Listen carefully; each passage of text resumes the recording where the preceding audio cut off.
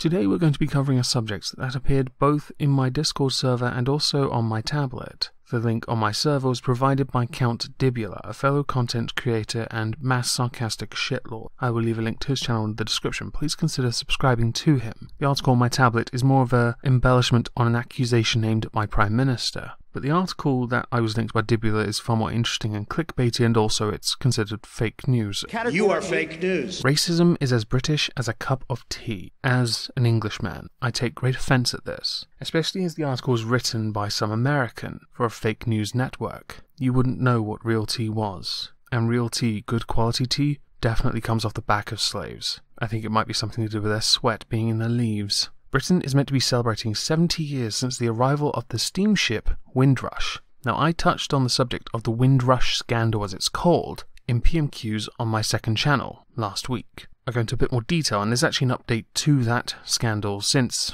last Thursday. I will leave a link to the stream, but also the update I'll get to momentarily, which brought with it 500 people from the Caribbean and marked the start of mass migration to the UK from the British Empire. And long may it rain once again when we take over the bloody world again.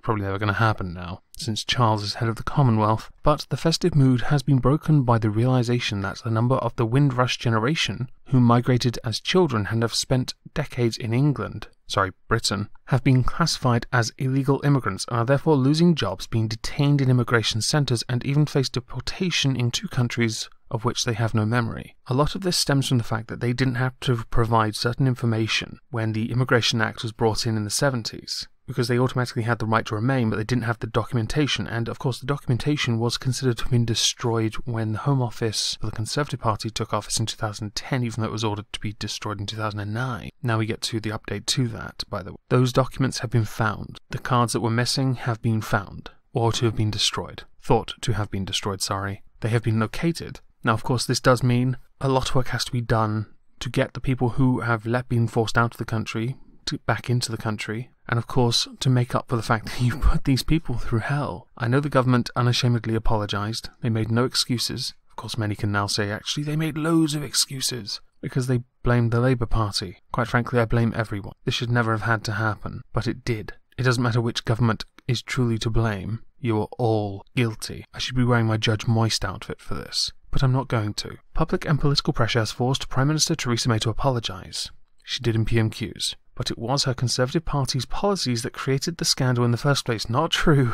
And we will get to this, because it does certainly mention in the article a certain, catchphrase, I guess. The Windrush generation was welcome to help rebuild the nation after World War II. Quite right.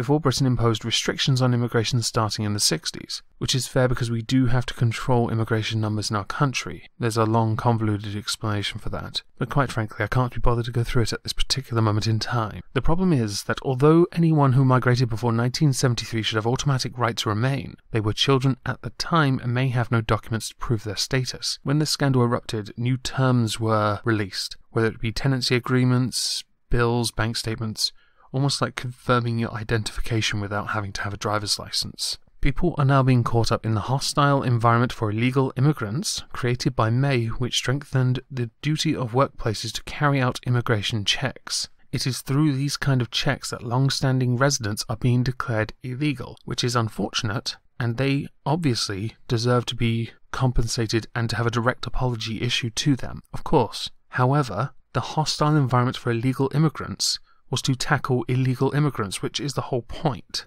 And this is where it's unfortunate these particular people from the Windrush generation have been caught up in it. People can now say, oh, it's their fault for not looking to get the documentation themselves. I don't agree with that at all. I think they had the right to remain. They didn't have to. And again, it is unfortunate they were caught up in it, but the fact is, the quote, hostile environment for illegal immigrants, that's obviously a quote from May, we're tackling illegal immigrants. But that is a genuine concern in our country. Not so long ago in my country, certainly my town in fact, there were some boats rocking up onto the coast, with people getting off the boats and just running ashore, disappearing into the night. They were not British, they didn't speak a word of English, they vanished. What do we do to tackle this problem now without erecting a wall around our country? These kind of things have to be tackled, and it is unfortunate that the Windrush generation were caught up in it. I will happily concede that. It sucks, but this is now going to be rectified, which is the good thing. I'm not saying these people should all of a sudden forgive and forget.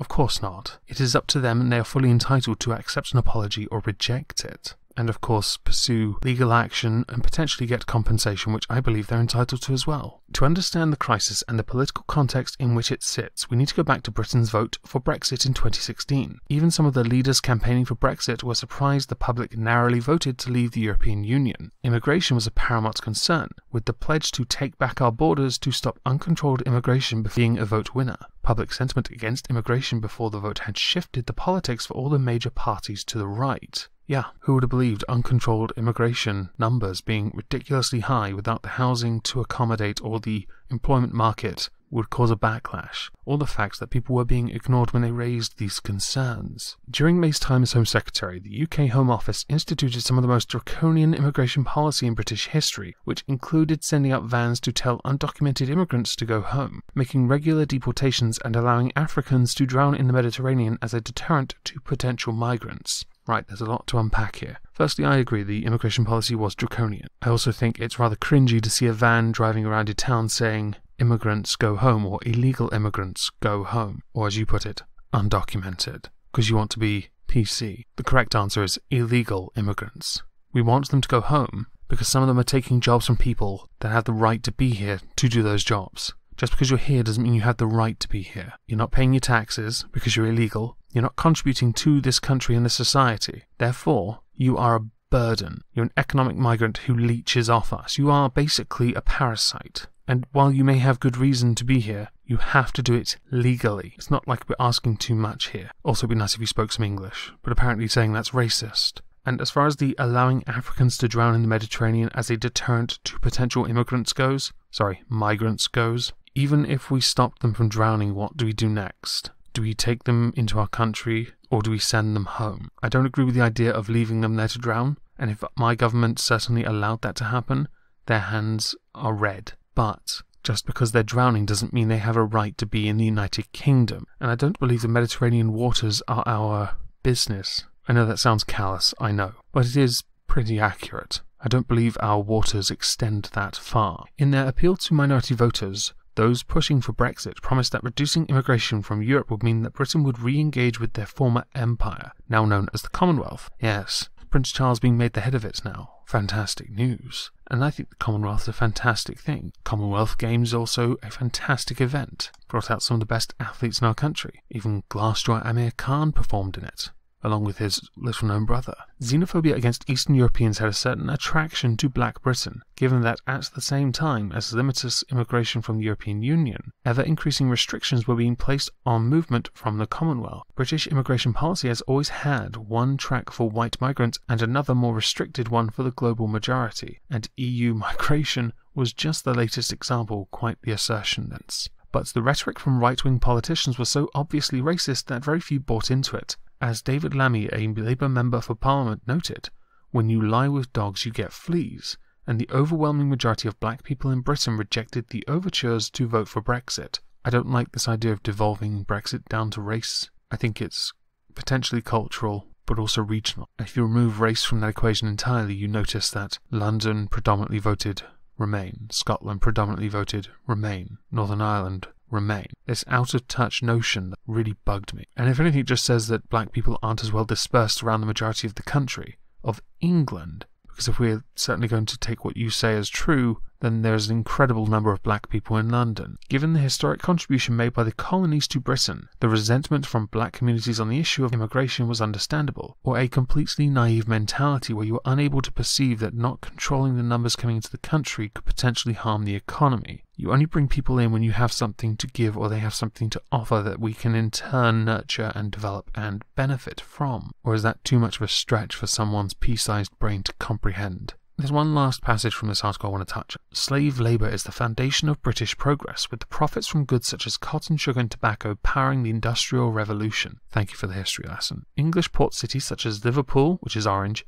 and Bristol, which is made of glass, grew mostly entirely out of the transatlantic slave trade, and the profits run deep throughout society. I'm not going to debate the whole slavery thing, because honestly I get so sick and tired of referencing slavery, and the fact that it's even growing now in countries like Libya. It's just ridiculous now. And yet we barely ever hear anyone talk about that. Let's just talk about how racist every country is in history when you think about it. Find one country that hasn't been inherently racist. Please. I can't be bothered to look it up. After slavery ended, the Caribbean remained in colonial relationship, providing labour, resources and capital to the mother country. That's right, Mother Britain. I can't curl the R as well as others would when they say Russia. In both world wars, the colonies provided the most precious human resources, spilling their blood in defence of the empire. Yes, and I like to believe that with the empire and the inclusive nature of this country, certainly how it is now, we're able to properly thank people for what they did as a group, rather than simply look to blame and then bitch, moan, whine and complain, and then devolve it further to race to then make other people think that they are guilty of something that they're not guilty of now. So when the call went out to rebuild Britain after World War II, it is no surprise that so many made the journey to help build the welfare state. Before independence, Jamaica, from where the majority on the Windrush were from, was just an integral part of Britain as London, and those migrating were moving from one part of the empire to another. Unfortunately, Britain has seen its colonial population as not citizens, but subjects to be used and abused as fits the will of the mother country. It's interesting to note, we are subjects,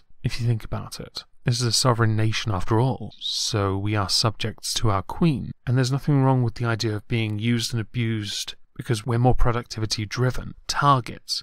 Companies use and abuse our talents and skills and potential. This isn't something that should be seen as a bad thing, it's just how it is. To succeed, you have to work hard. Blood, sweat, respect. You shed the first to you earn the third. It's just a way of life, really. It's always been that way. The only difference is, we've shifted how we view humanity as a commodity, instead of treating them as an object, i.e. a slave, and we give them a paycheck instead. Now, the article that cropped up on my tablet was an article where a Labour frontbencher, the Shadow Women and Equality Secretary Dawn Butler, said that the Prime Minister's policies were delivering institutionalised racism, and I'm half tempted to go into this on a stream. If I do, I will link it in the description, because I don't believe the policies are delivering institutionalised racism at all. I think it's just another excuse for Labour to pull out one of their token black people to complain about race, because that's all I ever see them do. Anyway, I hope this was somewhat informative, and I hope you all have a lovely day, and thank you all for listening.